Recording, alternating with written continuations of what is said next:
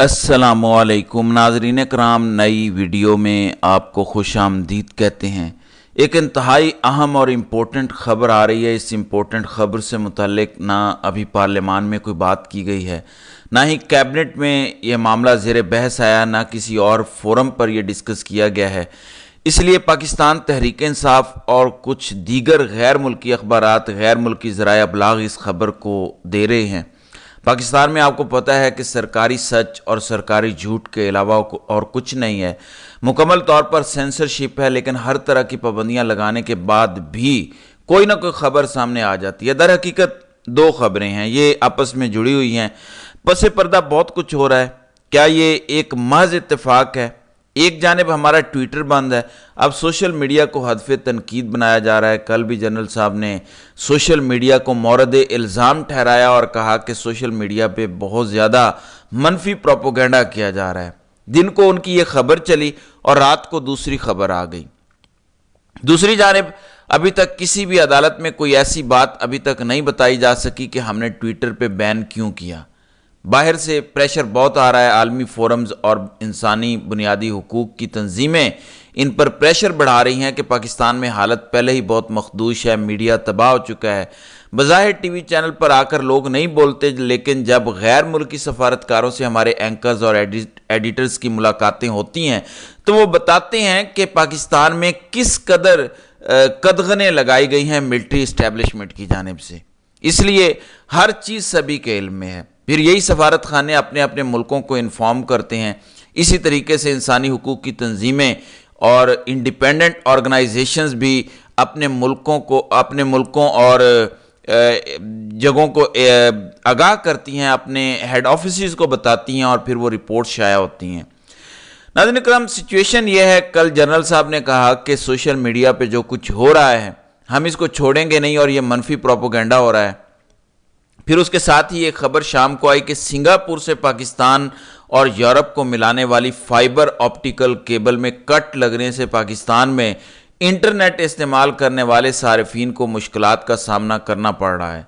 तमाम TV cables पर एक ही तरह की यह खबर रिलीज हुई और एक ही तरह का बीपर तमाम टीवी चैनल्स पर हुआ और एक ही वक्त में यह खबर दी गई। क्या यह महज इत्तेफाक था या कहीं और से बाकायदा खबर फीड की गई? बहरहाल कहा यह जा रहा है कि सिंगापुर से पाकिस्तान और यूरोप को मिलाने वाली फाइबर ऑप्टिकल को south east Asia middle east Europe cable को इंडोनेशिया के करीब कट लगे हैं और ऑप्टिकल फाइबर सब मैरीन केबल पर 5 ये कट लगे हैं, जिसकी वजह से मुल्क में इंटरनेट सार्फिन को मुश्किलात का सामना है।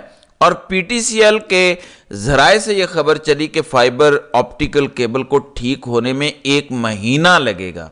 अब ये बड़ी इंपॉर्टेंट बात है कि पूरा 1 महीना लगेगा। अब 1 महीना क्यों लगेगा, ये असल खबर है।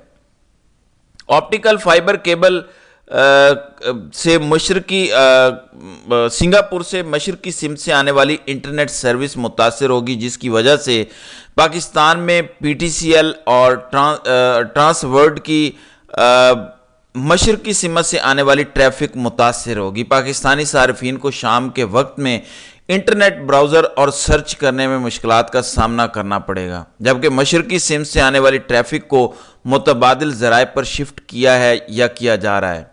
अब ये मैंने एक टीवी की खबर आपको दी है, अब दूसरे टीवी की खबर भी आपको बता देता हूँ। दूसरा टीवी भी एज इट इज़ वही खबर दे रहा है कि सिंगापुर से पाकिस्तान और यूरोप को मिलाने वाली फाइबर ऑप्टिकल कट गई, south east Asia middle east Europe cable को कट लगे, ऑप्टिकल फाइबर सब मैरीन केबल पर 5 कट लग गए, फाइबर ऑप्टिकल केबल को ठीक होने में 1 महीना लगेगा। तो तमाम रिपोर्टर्स की एक जैसी खबर है, यानी लिखी हुई एक ही खबर आई है कहीं से और वही खबर आगे रिपोर्टर्स ने रिपोर्ट की है और ब्रेकिंग न्यूज़ के तौर पर यह चली है कि पाकिस्तानी सार्फिन को शाम के वक्त इंटरनेट ब्राउज करने में मुश्किलात का सामना रहेगा। मशरकी सिमत से आने वाली ट्रैफिक 10% से भी कम है और मुतबादिल ज़राए पर उन्हें शिफ्ट कर दिया गया है। अब नाज़रीन कराम, ये मई का महीना बनता है।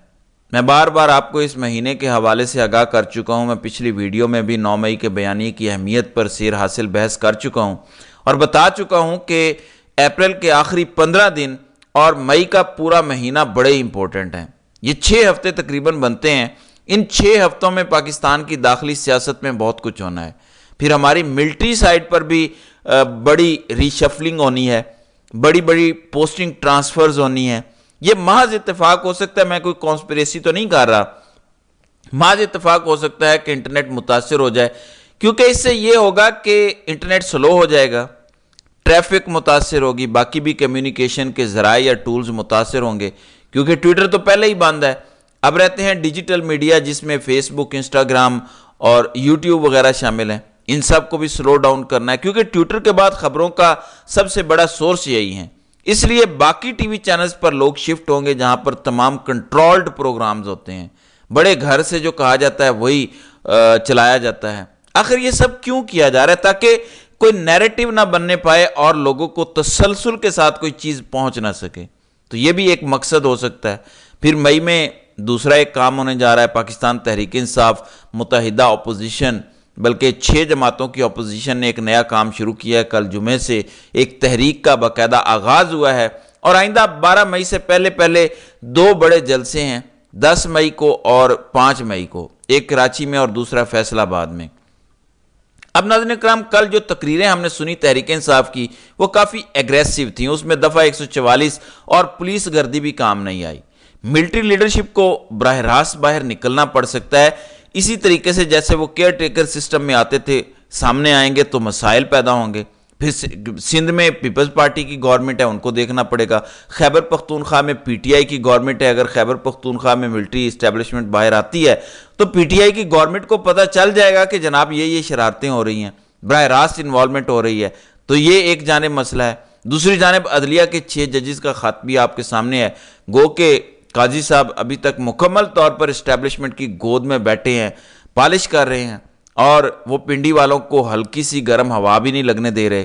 اب ایک جانب اسٹیبلشمنٹ اپنے بیانیے کو ٹاکی شاکی مار کے مئی کے مہینے میں دوبارہ لانچ کرنے جا رہی ہے، تو دوسری جانب تحریک انصاف کی تحریک بھی مئی سے ہی زور پکڑنے جا رہی ہے.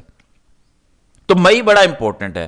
پھر ایک اور خبر ہے، یہ خبر فوجی اڈوں کے حوالے سے ہے. Omar Ayub, leader of opposition, انہوں نے کہا کہ ہمیں معلومات ملی ہے کہ فوجی اڈے دیے جا رہے ہیں. ہم پوچھنا چاہتے ہیں کہ کس کو اڈے دیے جا رہے ہیں. وزیر دفاع آئیں اور آ کر تصدیق کریں یا تردید کریں. یہ معاملہ سنجیدہ ہے اور اس کے بارے میں بتانا چاہیے. آپ کو پتہ ہے کہ وزیر دفاع ہوں، وزیر خارجہ ہوں، وزیر داخلہ ہوں، یہ تو دستیاب ہی نہیں ہے.